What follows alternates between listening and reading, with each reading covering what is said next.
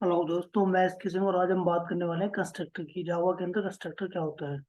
तो दोस्तों, स्टार्ट करने से पहले मैं आपसे एक रिक्वेस्ट करता हूँ, प्लीज हमारे वीडियो को लाइक कर लिया करो और चैनल को सब्सक्राइब कर लिया करो, कर लीजिएगा। अगर आपको कंटेंट अच्छा लग रहा है और अपने दोस्तों के साथ भी शेयर कीजिएगा, क्योंकि यहाँ ना आपको मेन जो आप कोर्स लेंगे सेम आपको ऐसे ही मिलेगा। अगर आप पेड कोर्स लेंगे तो फ्री में आपको ये सारा कंटेंट मिल रहा है। और मतलब एक तरीके से इधर उधर का कंटेंट नहीं, जो इसमें कोर कंटेंट हो रहा है, जो कंसेप्ट बिल्कुल वो यहाँ दिया जा रहा है। दोस्तों चलते हैं, बात करते हैं बिना टाइम वेस्ट किए कंस्ट्रक्टर क्या होता है। तो कंस्ट्रक्टर मेनली क्या होता है, कंस्ट्रक्टर कुछ नहीं होता है। अगर देखा जाए तो नॉर्मली नॉर्मल फंक्शन की तरह ही होता है। बट क्या है, एक स्पेशल टाइप का फंक्शन होता है। स्पेशल टाइप में क्या जाता है कि जैसे एक तो रिटर्न टाइप नहीं होता है, कोई भी डेटा को रिटर्न नहीं करता है, रिटर्न टाइप नहीं होता है। दूसरा, ये क्लास के नाम से होता है, जैसे क्लास का नाम रखा आपने जो उसी नाम से ही रखा जाएगा। और तीसरा क्या होता है इसके अंदर, ये आपका होगा तीसरा, जब भी आप ऑब्जेक्ट क्रिएट करेंगे ना तो ऑब्जेक्ट को इनिशियलाइज करेगा। यानी इनिशियलाइज ये करेगा कि उस पे जो वैल्यू होती है देती है आपका मतलब एट्रीब्यूट की वैल्यू, उसको इनिशियलाइज असाइन करेगा उनके ऊपर। तो देख लेते हैं, थोड़ा डिटेल में देखेंगे। तो बाकी भी मैंने इसमें मतलब एक तरीके से वो लिखा है कि छाट छाट के पहचान लिखी है कि आप इसको कैसे पहचान कर सकते हो। तो समझने के लिए थोड़ा और भी मैंने इसके डायग्राम के द्वारा दिखाया है। तो चलिए पहले मैं इसको डेफिनेशन देख लेता हूँ कि डेफिनेशन क्या कहती है। मैंने एक दो बहुत सारे डेफिनेशन होती है वैसे, इसकी अलग अलग एक दो डेफिनेशन मैंने आपको यहाँ दिखाई है। जैसे पहले डेफिनेशन क्या बोल रही है, देखिए पहली क्या वो कहती है, ये कह रही है पहली कि a constructor, a constructor is a special member function of a class. यानी एक कंस्ट्रक्टर क्या है, स्पेशल मेंबर फंक्शन है क्लास का, with the same name as a class. यानी क्लास का जैसे क्लास का नेम है वैसे ही उसका उसका नेम है। But has no return type, यानी कोई रिटर्न टाइप नहीं रखता है। ठीक है, जो बात मैंने बोली। आप दूसरा देख रहे हो, दूसरी डेफिनेशन क्या कहती है, क्या डेफिनेशन और ली है मैंने। अब ये बोल रही है, देख लो ये कह रही है constructor in Java special method, एक स्पेशल मेथड बताया इसमें, जैसे मैंने बताया था, that is use to initialize the object. यानी इसे ये ऑब्जेक्ट को इनिशियलाइज करने के लिए क्या होता है, यूज होता है कंस्ट्रक्टर। ये दूसरा कि कंस्ट्रक्टर इज कॉल्ड, मतलब कब कॉल्ड होता है, when an object of a class is created. यानी जब क्लास का ऑब्जेक्ट क्रिएट करते हैं तब क्या होता है, कॉल होता है। कौन, कंस्ट्रक्टर कॉल होता है।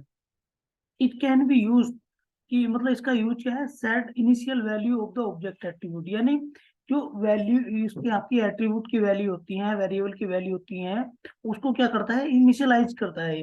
क्या करता है, इनिशियलाइज करता है। तो इसकी पहचान देख लेते हैं। पहचान मैंने अलग से एक डायग्राम दिया है, उसमें अच्छे से दिखाई कि कंस्ट्रक्टर क्या होता है, तो उसमें देख लेते हैं थोड़ा। ये देखिए दोस्तों, कंस्ट्रक्टर क्या होता है, मैं अलग से पहचान करता हूँ। एक तो स्पेशल मेथड होता है, यानी जो सारे मेथड है उसकी तरह नहीं होता, उनसे डिफरेंट होता है, स्पेशल टाइप का मेथड होता है। दूसरा कि नो रिटर्न टाइप, यानी कोई ये रिटर्न टाइप वैल्यू कोई नहीं रखता, रिटर्न टाइप रखता ही नहीं है ये। ठीक है, दूसरा क्या है, सेम ऐसे क्लास नेम, मतलब क्लास के नेम की तरह होगा, जैसे क्लास का नेम जो आपने रखा वही आपका कंस्ट्रक्टर मेथड का नाम होगा। दूसरा क्या है, कॉल व्हेन ऑब्जेक्ट क्रिएटेड, यानी कब कॉल होगा, जब आपकी क्लास का ऑब्जेक्ट क्रिएट होगा तब कॉल होगा। और क्या पहचान है इसकी, पहचान ये है, इसका यूज क्या है, यूज है use to initialize the object. यानी ऑब्जेक्ट को क्या करता है, ऑब्जेक्ट को इनिशियलाइज करता है। अब देख लेते हैं कि ये होता कितना टाइप का है। तो बेसिकली ये दो टाइप का होता है, यानी बोल देते हैं दो टाइप की है, तीन टाइप।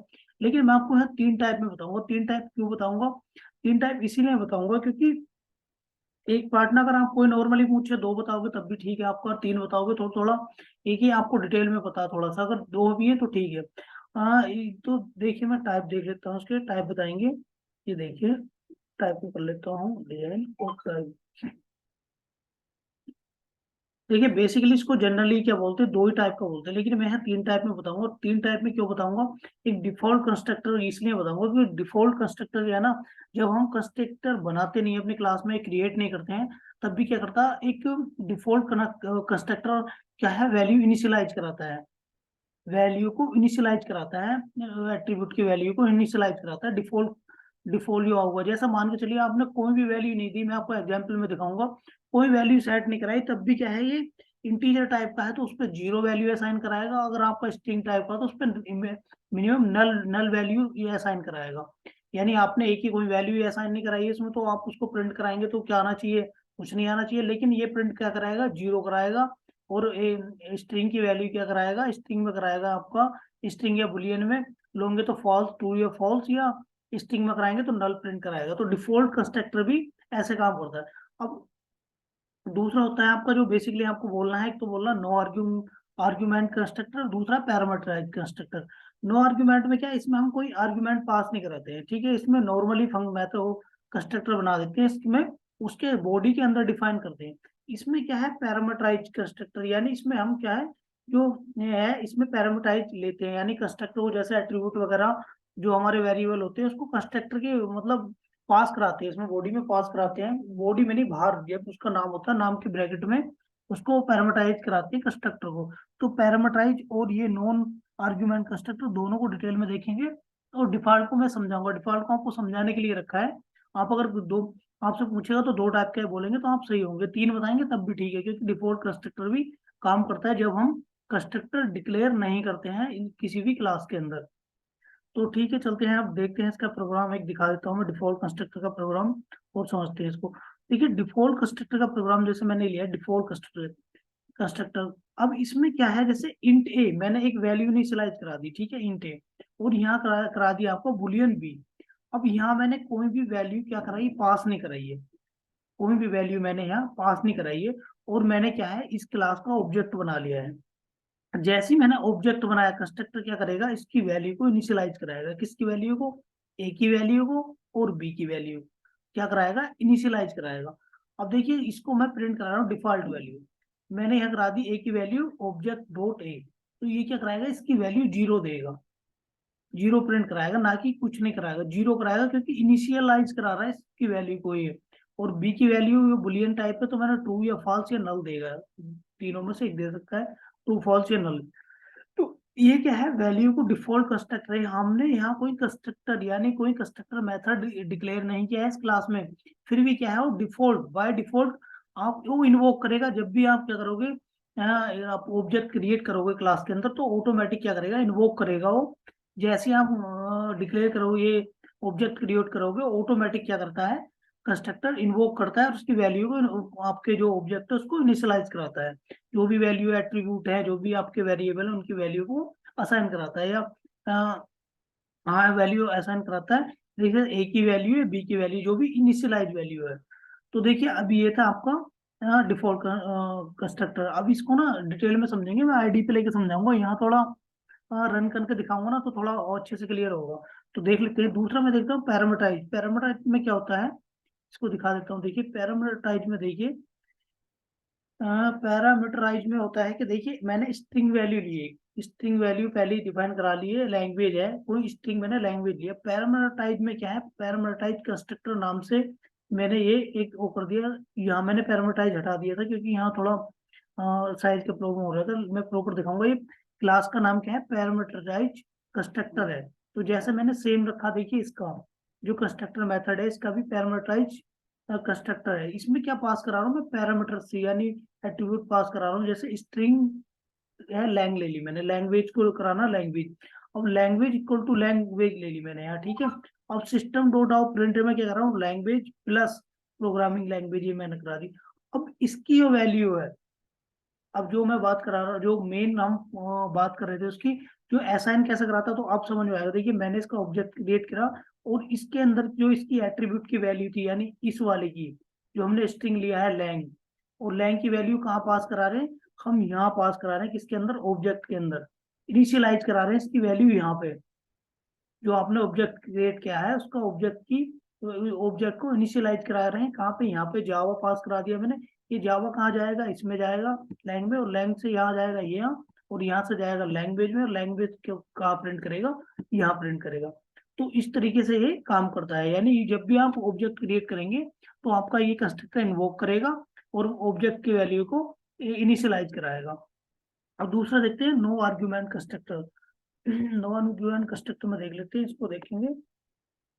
ये देखिए ये क्या करता है, इसमें क्या है, इसमें भी सेम ऐसी, इसमें तो जैसे हमने कंस्ट्रक्ट पैरामीटराइज कंस्ट्रक्टर के अंदर यहाँ स्ट्रिंग पास कराई थी, तो इसमें कोई आर्ग्यूमेंट नहीं लेते। जैसे हमने एक आर्ग्यूमेंट ले लिया है, string dot lang, string lang ले लिया, कोई स्ट्रिंग लिया उसका नाम लैंग्वेज के नाम से, लैंग से हमने पास करा दिया। तो यहाँ इसके अंदर कोई भी हम पैरामीटर नहीं लेंगे, कोई भी पैरामीटर लेंगे, कोई वेरिएबल नहीं लेंगे, इसको सीधे ऐसे ही प्रिंट करा देंगे। देखिए public public no argument constructor, यानी public no argument constructor class का नाम है, उसके नाम से रख लिया मैंने। पब्लिक ये कीवर्ड लगा दिया, प्राइवेट भी हो सकता है पब्लिक भी हो सकता है, तो ये पब्लिक अगला वाला ये कीवर्ड है, ठीक है। ये एक्सेस मॉडिफायर टाइप का है। ये पब्लिक नो आर्ग्यूमेंट कंस्ट्रक्टर, इसके अंदर कोई भी आर्ग्यूमेंट या पैरामीटर हमने पास नहीं कराया है, सीधे क्या कराए, इसकी बॉडी के अंदर नाम पास करा रहे हैं सोनी। सोनी नाम पास कराएंगे। जैसे ही मैं इसका ऑब्जेक्ट बनाऊंगा मेन मेथड के अंदर इस क्लास का, public no argument constructor object, वैसे क्या करेगा आपका कंस्ट्रक्टर, क्या करेगा, इन्वोक करेगा और इसमें क्या है, वैल्यू असाइन कर देगा, यानी ऑब्जेक्ट की वैल्यू को ऑब्जेक्ट को इनिशियलाइज कर देगा। देखिए ऑब्जेक्ट को इनिशियलाइज करेगा, जैसे ही मैं यहाँ प्रिंट कराऊंगा तो यहाँ पे तो मैंने कोई वैल्यू नहीं दे रखी है, ना कोई यहाँ रेफरेंस पास करा रहा हूँ। देखिए देखिए सीधे ऑब्जेक्ट डॉट नेम, यानी यहाँ स्ट्रिंग मैंने यहाँ डिक्लेयर कर रखा अपना स्टैंस वेरिएबल, लेकिन वैल्यू कहाँ से आ रही है, वैल्यू पास करा रहा हूँ मैं कंस्ट्रक्टर के अंदर से वैल्यू आ रही है। देखिए कंस्ट्रक्टर क्या करा रहा है, इस पे वैल्यू इनिशियलाइज करा रहा है इसके ऊपर, और इसके ऊपर से यहाँ नेम में जा रही वैल्यू, और नेम से यहाँ प्रिंट करा रहे हैं। तो देख रहे हैं कि ऑब्जेक्ट डॉट नेम, तो यहाँ क्या सोनी प्रिंट कर देगा, जो सोनी मैंने वैल्यू इनिशियलाइज करा रखी इसको प्रिंट कर देगा। अब चलता हूँ मैं आईडी पे लेके चलता हूँ, और आपको ना सारे के सारे डाउट आपको क्लियर हो जाएंगे, और मैं मेथड इसको कंस्ट्रक्टर ओवरलोडिंग भी आपको दिखाने वाला हूँ इसमें, कि ये कैसे काम करता है, और दूसरी क्लास में कैसे इसको एक्सेस करेंगे उसको भी बताऊंगा मैं। तो ये थोड़ी सी क्लास लंबी होने वाली, कोई नहीं, बट इसका कंस्ट्रक्टर का हमारा जो कंस्ट्रक्टर का एक तरीके से टॉपिक है, ये थोड़ा क्लियर हो जाएगा डीप में। तो देख लेते हैं, अच्छा टॉपिक है क्योंकि इसको हम ऑटोमेशन में यूज करने वाले हैं, तो इसको देख लेते हैं। हाँ चलते हैं हम इस पे, और कर देता हूँ मैं शेयर ये, ठीक है। अब पहला लेता हूँ मैं डिफॉल्ट वाला, आपको दिखाता हूँ। देखिए डिफॉल्ट वाला जो मैंने लिया था, इसको थोड़ा बड़ा कर लेता हूँ, थोड़ा अच्छा नजर आएगा ये देखिए इतना काफी है, ठीक है। ये मैंने इसको बड़ा कर लिया। देखिए मैंने क्या किया है यहाँ, integer a, int A default किया है, बुलियन बी किया है, लेकिन इन पे मैंने कोई भी वैल्यू नहीं दी है, ठीक है, यहाँ पे कोई वैल्यू नहीं दी है। तो ये क्या, जैसे ही मैं इसका ऑब्जेक्ट कर रहा है, डिफॉल्ट कंस्ट्रक्टर के नाम से क्लास है, और मैंने यहाँ कोई कंस्ट्रक्टर मेथड भी क्या नहीं किया, डिक्लेयर नहीं किया है, क्रिएट नहीं किया है इस क्लास के अंदर, लेकिन बाय डिफॉल्ट क्या करता है, बाय डिफॉल्ट कंस्ट्रक्टर क्या है, इन्वोक करता है जब भी हम क्लास का ऑब्जेक्ट बनाते हैं। देखिए मैंने क्लास का ऑब्जेक्ट बनाया है, ये वो ऑटोमेटिक क्या करेगा, बाय डिफॉल्ट हम क्रिएट करें या ना करें, वो तब भी क्या इन्वोक करता है जब भी हम ऑब्जेक्ट क्रिएट करते हैं, और ऑब्जेक्ट की वैल्यू को, ऑब्जेक्ट को इनिशियलाइज कराता है।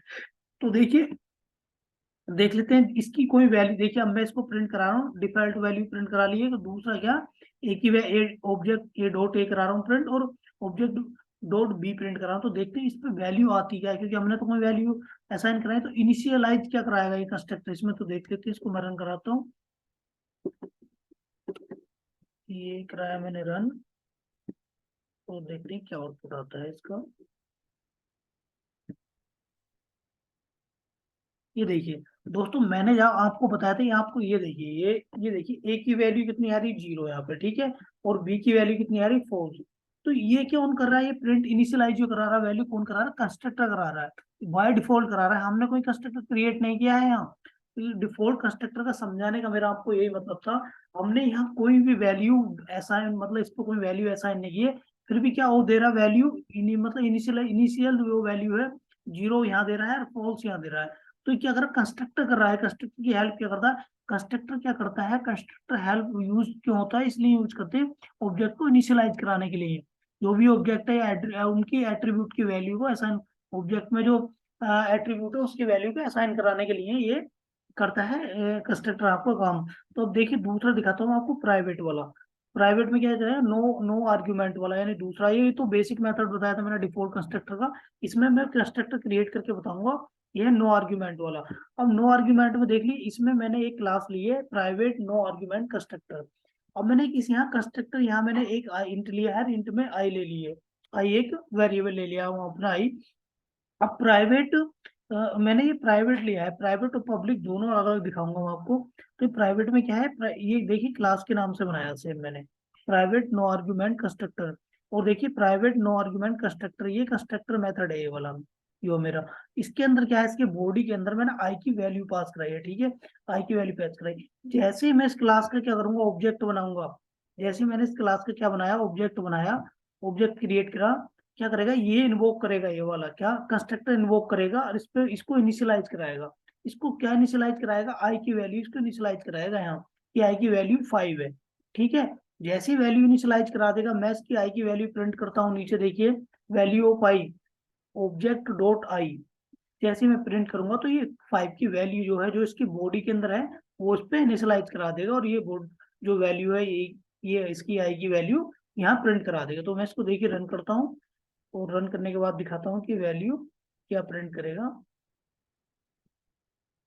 ये देखिए इसने यहाँ, देखिए आप आउटपुट देखिए, वैल्यू ऑफ आई यानी आई की वैल्यू क्यों करा दी 5, यहाँ प्रिंट करा दी। क्या है, मैंने इसकी बॉडी, कंस्ट्रक्टर की बॉडी के अंदर क्या दी थी, वैल्यू दी थी, इसकी वैल्यू इसने इनिशियलाइज कहाँ करा दी, यहाँ पे। और इसने ऑब्जेक्ट डॉट आई कहाँ पे करा दी, इसकी वैल्यू यहाँ पे प्रिंट करा दी 5 वैल्यू। तो ठीक है, ये आपका प्राइवेट था। अब मैं पब्लिक दिखाता हूँ, पब्लिक कैसे काम करता है। देखिए पब्लिक में दिखाऊंगा, पब्लिक में क्या है, देखिए पब्लिक में ये है, मैंने पब्लिक क्लास, ये सेम ऐसे ही काम करेगा, ये भी नॉन आर्ग्यूमेंट के अंदर, ये नो आर्ग्यूमेंट के अंदर कंस्ट्रक्टर है ये भी। तो लेकिन इसमें दो टाइप के ले लिए मैंने, कि एक्सेस मॉडिफायर, एक में पब्लिक ले लिया, और एक में मेथड आपका एक्सेस मॉडिफायर यानी पब्लिक, और ये प्राइवेट का दो को मैं एग्जाम्पल दिखा रहा हूँ यहाँ पे। तो ये देखिए पब्लिक ले लिया मैंने, पब्लिक नो आर्ग्यूमेंट कंस्ट्रक्टर। ठीक है, जैसे ही मैंने क्या, यहाँ नेम इक्वल टू सोनी रखा है। ठीक है, और जैसे ही मैं इसको यहाँ मेथड ऑब्जेक्ट क्रिएट करूंगा, ये वाला ऑब्जेक्ट क्रिएट करा क्लास का, तो ऑटोमेटिक ये क्या करेगा, इन्वोक करेगा। इन्वोक करने के बाद क्या है, इसकी ऑब्जेक्ट की वैल्यू को, ऑब्जेक्ट को इनिशियलाइज करेगा, यानी जो ऑब्जेक्ट है उसको इनिशियलाइज करेगा, यानी जो वैल्यू है इसकी इस पे असाइन करेगा। जो नेम है, ये सोनी दिया है, सोनी को नेम पे इनिशियलाइज कर देगा। और जैसे ही मैं प्रिंट कराऊंगा नेम को, ऑब्जेक्ट डॉट मतलब ऑब्जेक्ट इनिशियलाइज कराएगा ऑब्जेक्ट को, जैसे ही मैं ऑब्जेक्ट डॉट नेम प्रिंट कराऊंगा, तो उसकी वैल्यू क्या कर देगा प्रिंट, ये सोनी प्रिंट कर देगा। देखिए मैं दिखाता हूँ क्या करेगा ये देखिए प्रिंट नेम क्या कर रहा है इसने, सोनी प्रिंट कर दिया। तो ये आपका इस तरीके से क्या करता है, यूज करता है कंस्ट्रक्टर, क्या करता है, इनिशियलाइज कराता है ऑब्जेक्ट को। अब दूसरा देखता हूँ पैरामीटराइज का, ये पैरामीटराइज में देख लेते हैं हम ये क्या करेगा। अब देखिए यहाँ क्या है, वहां तो हमने ऑब्जेक्ट के अंदर कोई भी, जब कंस्ट्रक्टर हम क्रिएट कर रहे थे, कंस्ट्रक्टर मेथड क्रिएट कर रहे थे, तो कंस्ट्रक्टर के अंदर कोई भी हम आर्ग्यूमेंट या वेरिएबल इस टाइप का कोई पास नहीं करा रहे थे, कोई भी आर्ग्यूमेंट या पैरामीटर कोई भी पास नहीं करा रहे थे। लेकिन यहाँ क्या है, जैसे मैंने देखिए स्टैंड एक स्टैंड स्ट्रिंग ले ली लैंग्वेज, और यहाँ क्या करा रहा हूँ मैं, इसके अंदर देखिए ये वाली चीज, ये दिखाता हूँ, ये पैरामीटर पास करा रहा हूँ, आर्ग्यूमेंट पास करा रहा हूँ मेथड के अंदर, किसके अंदर, कंस्ट्रक्टर मेथड के अंदर। कंस्ट्रक्टर मेथड के अंदर क्या करा रहा हूँ मैं, आर्ग्यूमेंट पास करा रहा हूँ। तो दो टाइप के होते हैं ये, एक में तो आप आर्ग्यूमेंट पास कराते हैं, और एक में ये आर्ग्यूमेंट पास नहीं कराते हैं।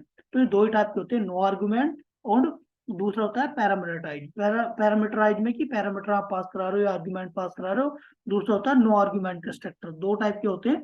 और तीसरा डिफॉल्ट वाला, मैंने आपको पहले वाला ऐसे समझाने के लिए बताया था, आप बोलेंगे तब भी गलत नहीं है, लेकिन आप दो ही टाइप के बोलना है। ठीक है, दो पैरामीटर, नो आर्ग्यूमेंट वाले और ये पैरामीटराइज। तो देखिए ये कैसा काम करता है, ये लैंग्वेज, मैंने लैंग्वेज इसकी बॉडी के अंदर ले लिया, लैंग्वेज इक्वल टू लैंग, ये वाला। ठीक है, अब मैंने क्या है, प्रिंट करा दिया लैंग्वेज प्लस प्रोग्रामिंग लैंग्वेज। ठीक है, अब ये क्या करेगा, ये वैल्यू को इनिशियलाइज करेगा। देखिए ये लैंग्वेज है, इस पे वैल्यू इनिशियलाइज कराएगा, जो स्ट्रिंग है लैंग्वेज, इस पे इनिशियलाइज कराएगा वैल्यू। और ये देखिए, जैसे मैंने यहाँ एक पहला वो बनाया, जैसे ऑब्जेक्ट क्रिएट करा, क्या इन्वोक करेगा, ये इन्वोक करके क्या वैल्यूज पे इनिशियलाइज करा देगा। अब क्या है, जब पैरामीटराइज हम कंस्ट्रक्टर करते हैं, क्रिएट करते हैं या डिक्लेयर करते हैं, तो उसकी वैल्यू को ना हम उस पर देनी पड़ती है हमें, यूजर इनपुट्स में, यानी यूजर से खुद देनी पड़ती है, किसको, ऑब्जेक्ट के, ऑब्जेक्ट में देनी पड़ती है। जो भी हम ऑब्जेक्ट क्रिएट करते हैं तो ऑब्जेक्ट पे इनिशियलाइज करानी पड़ती है हमें खुद, या तो अगर ऊपर दी हो। नो आर्ग्यूमेंट में क्या है, हमें देनी नहीं पड़ रही, हमने ऊपर ही बॉडी में डिफाइन करा रखी है उसकी। लेकिन यहाँ क्या हमें खुद से देनी पड़ेगी, हम ऑब्जेक्ट को इनिशियलाइज कराएंगे। तो देखिए मैंने इसकी वैल्यू दे दी है, और इसमें किस में जाएगी, क्योंकि यहाँ पैरामीटर दे रखा, मैंने आर्ग्यूमेंट ले रखा, तो इसलिए इसकी वैल्यू यहाँ इनिशियलाइज करानी पड़ेगी, यहाँ देनी पड़ेगी। तो यहाँ वैल्यू मैंने जावा दे दी। ठीक है, अब जावा देगी, जैसी जावा क्या है, जावा जाएगी यहाँ पे लैंग में जाएगी, और लैंग इक्वल टू कितना दे रखा है, ये लैंग्वेज।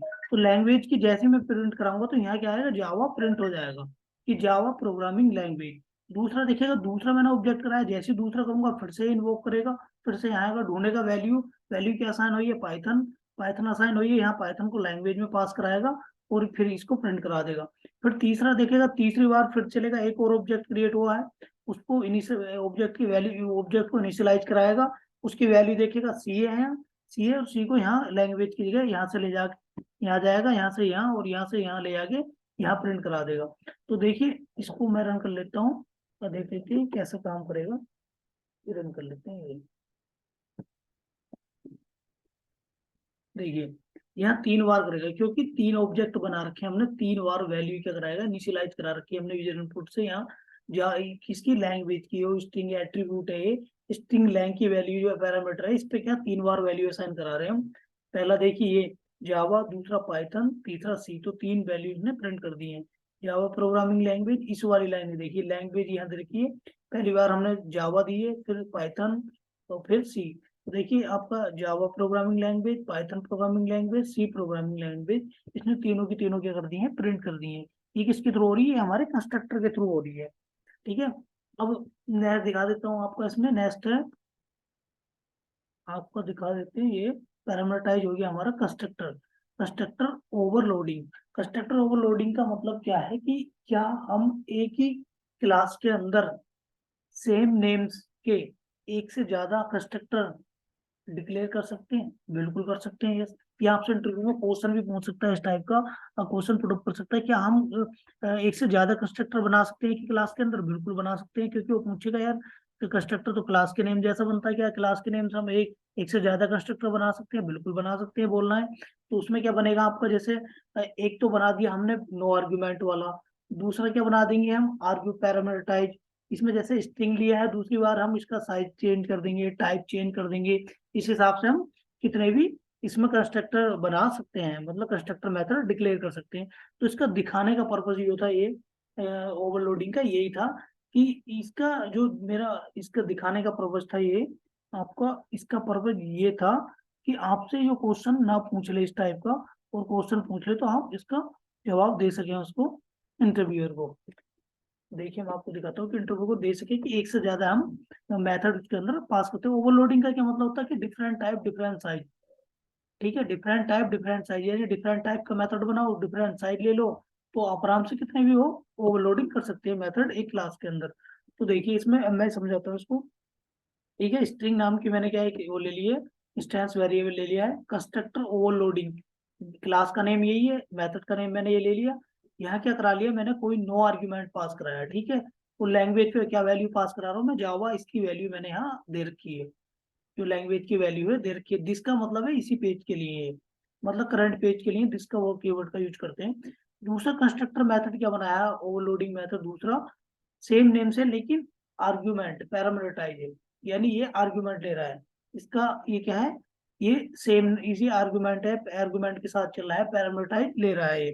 तो इसमें स्ट्रिंग लैंग मैंने पास करा रखी है, this language equal to lang, जो सेम मैंने ऊपर रखी थी पास करा रहा हूँ, उसकी लैंग्वेज कहा दूंगा मैं, असाइन दूंगा यहाँ, ऑब्जेक्ट पे इनिशियलाइज कराऊंगा, एक करा रखी मैंने पाइथन, ये देखिए यहाँ constructor overloading object dot Python, यहाँ मैंने इसको इन वैल्यूज की यहाँ दे रखी है ऑब्जेक्ट की हो।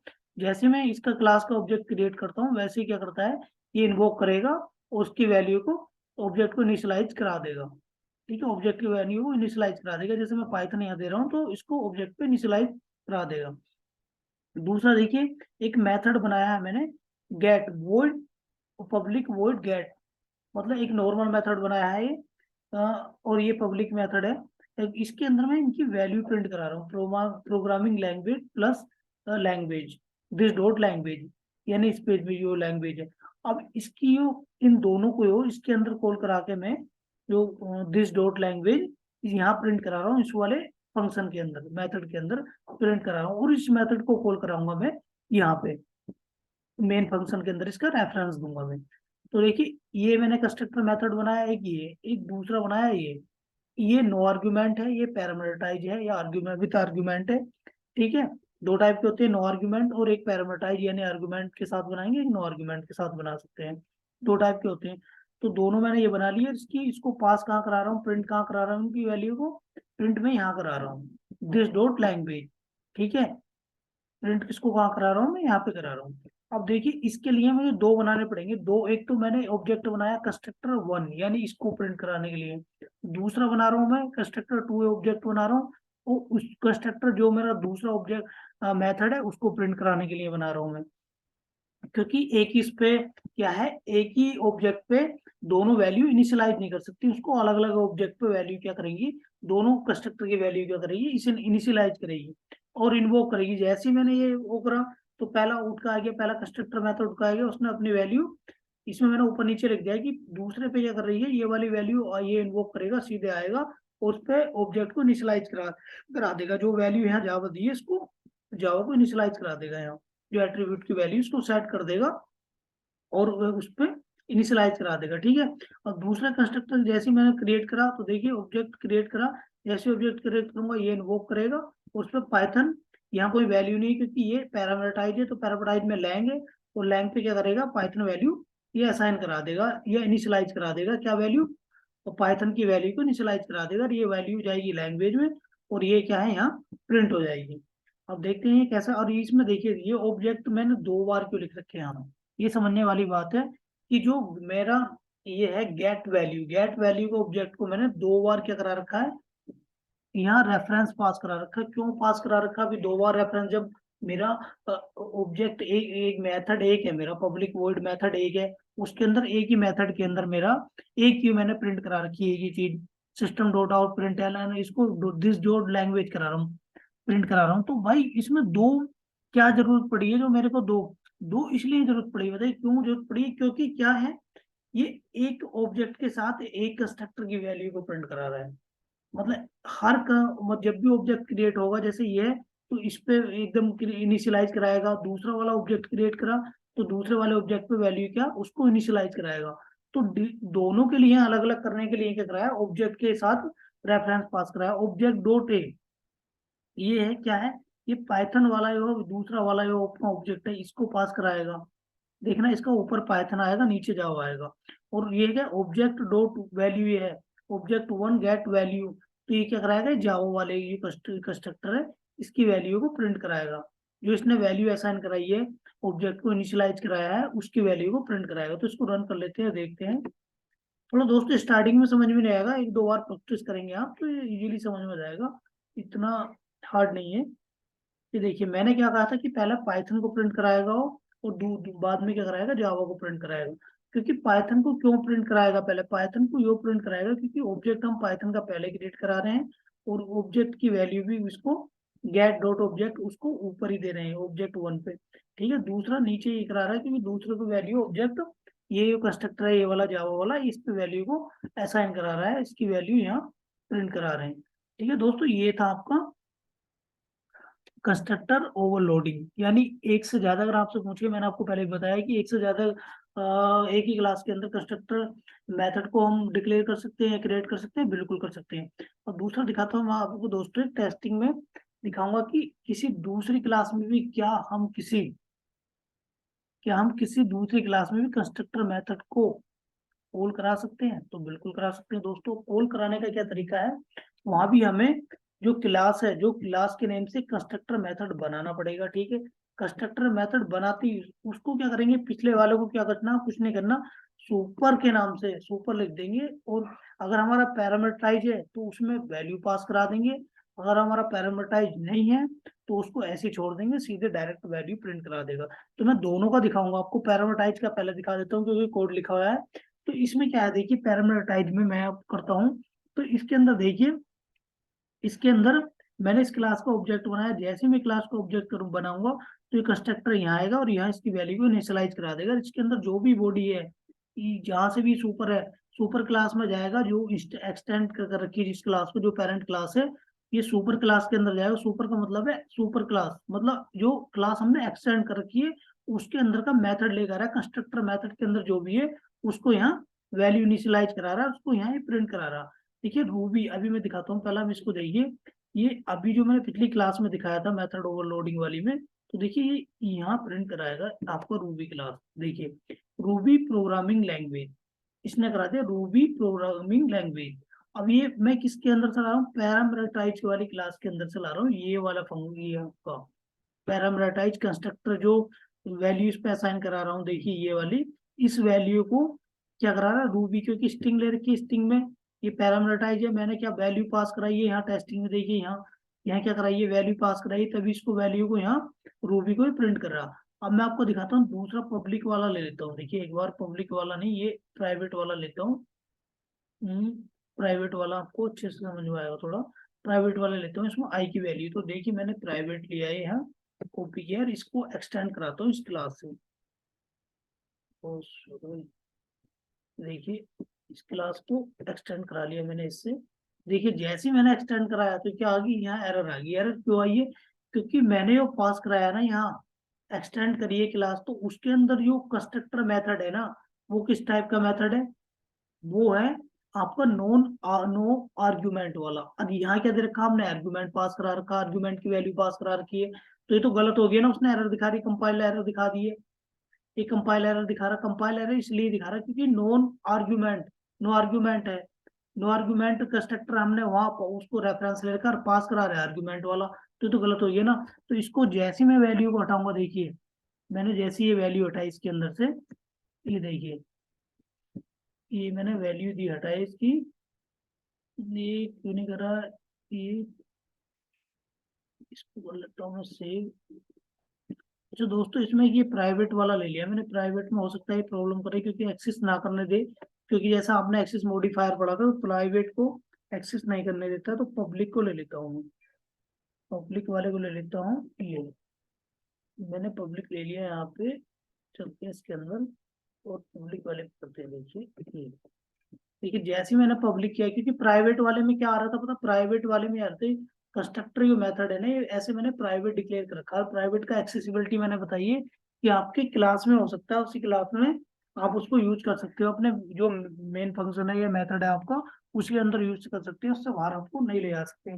तो प्राइवेट ये है, तो पब्लिक क्या, पब्लिक आप उसको कहीं भी यूज कर सकते हो पूरे प्रोजेक्ट के अंदर अपने। तो ये देखिए जैसे ही मैंने इसको उठाया, अब ये यहाँ क्या पास कराएगा वैल्यू, जैसे देखिए कंस्ट्रक्टर यहाँ जाएगा, उसने ऑब्जेक्ट क्रिएट करा, ऑब्जेक्ट क्रिएट करते ही यहाँ वैल्यू असाइन करेगा। वैल्यू कहाँ से आएगी अब यहाँ पे, वैल्यू सुपर क्लास, यानी जो सुपर क्लास है इसकी पब्लिक नो आर्ग्यूमेंट कंस्ट्रक्टर, यहाँ से वैल्यू इस पे असाइन हो जाएगी, आएगा। और इसमें क्या वैल्यू दे रखी है, इसमें वैल्यू दे रखी है आपकी पब्लिक वाले में यहाँ सोनी, सोनी वैल्यू दे रखी है, क्या बॉडी में क्या दे रखी है, सोनी वैल्यू दे रखी है। तो जो सोनी वैल्यू को क्या कराएगा, यहाँ देखिए सोनी वैल्यू को करा देगा आपका, ये यहाँ प्रिंट करा देगा। तो मैं इसको रन करता हूँ, दिखाता हूँ आपको वैल्यू, ये सोनी प्रिंट कराएगा या नहीं कराएगा। इसको ऊपर कर लेता हूँ थोड़ा और इसको दिखाता हूँ रन करके।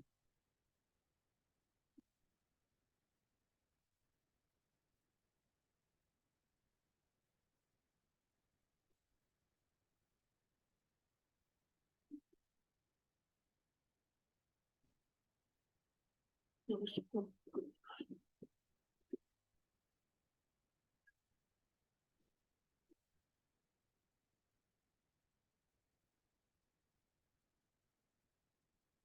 एक सेकंड दोस्तों, मैं इसमें देख लेता हूँ ये डिस्क्रिप्टर, ये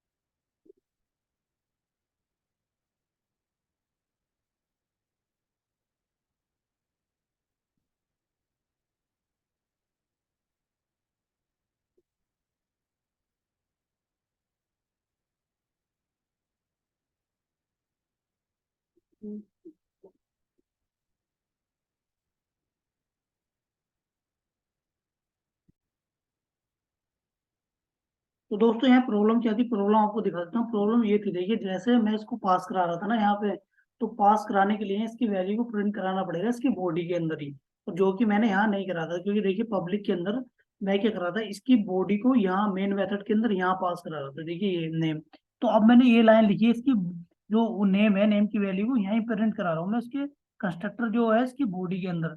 जैसे ही मैं प्रिंट कराऊंगा ना, तो आप देखिए आपका यहाँ वैल्यू आ जाएगी। देखिए अब मैं इसको दो तरीके से दिखाऊंगा आपको, देखिए ये यहाँ जैसे मैं रन करूंगा, तो ये आपकी देखिए यहाँ ये वैल्यू, ये सोनी वैल्यू आ गई। अब मैं दूसरी दिखाता हूँ आपको, जैसे ये कंस्ट्रक्टर ले लिया मैंने यहाँ पे, ये दूसरा वाला ये, हाँ, ये देखिए ये। अब इसको भी कराऊंगा ना तो ये कर देगा, इसको यहाँ प्रिंट कर देगा। देखिए मैं इसको दिखाता हूँ आपको करके। और इसकी वैल्यू मैंने प्रिंट करा दी है। This dot language. देखिए अब अगर मैं इसको ओवरफ्लो, कंस्ट्रक्टर ओवरलोडिंग को लेता हूँ यहाँ से, इसमें पास करा रहा हूँ यहाँ से पेरेंट क्लास, एक्सटेंड करता हूँ इसको, तो देखिए अब ये काम करेगा और वैल्यू प्रिंट कराएगा। ठीक है, इसको करता हूँ रन में, और जैसे रन कराऊंगा ये कराएगा वैल्यू प्रिंट। ये देखिए दोस्तों, उसने जावा क्या है वैल्यू यहाँ जावा प्रिंट करा दी है। यानी उसी के अंदर ना, अगर आपको ये कराना है, ये इनहेरिटेंस की तरह कॉल करा रहे हैं, तो उसको उसी के अंदर क्या है लाइन लिखनी पड़ेगी, तभी आपको प्रिंट करेगा, या आप उसके लिए आपको यहाँ कोड लिखना पड़ेगा। तो दोस्तों ये था आपको कंस्ट्रक्टर, फुल कंस्ट्रक्टर। इसमें सारे के सारे मैंने जैसे पब्लिक प्राइवेट ये सारे कवर कर दिए हैं। आपको कोई डाउट हो तो और भी गूगल कर सकते हैं थोड़ा आप अपने एंड से। तो दोस्तों ये था आपका कंस्ट्रक्टर। आई थिंक आपको सब समझ में आ गया होगा, इसमें क्लियर हो गया होगा। कंस्ट्रक्टर का हम ज़्यादा यूज नहीं करते, नॉर्मल क्या करते हैं, जो बेस कोड होता है हमारा, एक बार उसको डिक्लेयर करके, और उसको जो हमारा इनिशियलाइज कराते हैं, हम लॉन्च कराते हैं, ब्राउजर को लॉन्च कराते हैं, जो हम ब्राउजर को लॉन्च कराते हैं ऑटोमेशन के अंदर, वहाँ उसका यूज करते हैं कंस्ट्रक्टर मेथड के थ्रू। हम उसको तो सुपर क्लास में ले जाके गया, दूसरी क्लास में रेफरेंस करके सुपर क्लास में, जैसे एक टेस्ट क्लास होती है और एक वो पेज ऑब्जेक्ट मॉडल क्लास होती है, जिसमें हम सारे जितने भी पेज के अंदर ऑब्जेक्ट होते हैं उसको डिक्लेयर करते थे। तो वहां से जो हमारी पेज ऑब्जेक्ट मॉडल क्लास में इसको डिक्लेयर करते हैं कंस्ट्रक्टर को, और कॉल कराते हैं हम टेस्ट क्लास के अंदर। तो आगे देखेंगे, वो बहुत आगे का है कि यानी ऑटोमेशन के अंदर देखेंगे, तो वहाँ क्लियर हो जाएगा आपको ये। तो दोस्तों मिलते हैं नेक्स्ट वीडियो में, जब तक के लिए take care, bye bye, thank you.